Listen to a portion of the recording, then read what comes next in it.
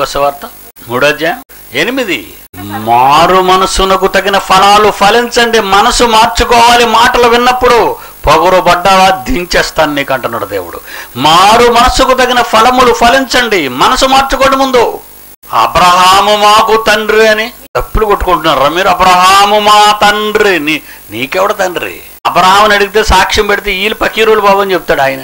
అబ్రహాము సాక్ష్యం కావలిస్తే ఒక అబ్రహామును రప్పించి యేసుక్రీస్తు నిలబెట్టి ఏంటి నీ పిల్లలు అంటున్నారు, నువ్వే తండ్రి అంటే వీళ్ళెవరు ప్రభు నా తండ్రి అని చెప్పడానికి? నువ్వు మహానుభావుడు, నిన్ను చూడాలనుకున్నాను, మరి నా దినాల్లో నువ్వు వీళ్ళకంటే ముందు వచ్చి నాకే కదా కనపడ్డావు.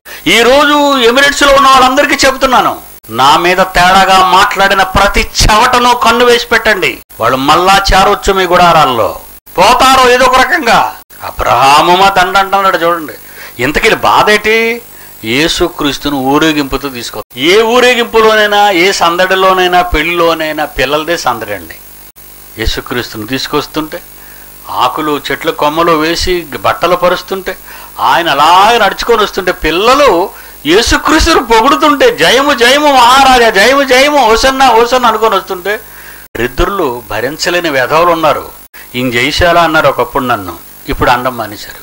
పొగరబోతే వెధవలు కదండి వీళ్ళు. ఎవరికైనా గొప్పతనం వస్తువులు భరించలేరండి వీళ్ళు. ఆడా తెచ్చుకోడు. ప్రతి పనికి మాలిన వాడు కోవిడ్లో కొంతమంది పనికి మాలిన ఉన్నారండి. వాడు హాఫ్ నాలెడ్జీ పీపుల్ అండి. ఏ ఒక్కడికి జ్ఞానం లేని సన్నాసులు అండి వాళ్ళంతా. చెత్త మాటలు మాట్లాడతారంతే వాళ్ళు. జాన్సన్ గారు యేసుప్రభుతో పాటు నన్ను నడిపిస్తున్నాడు.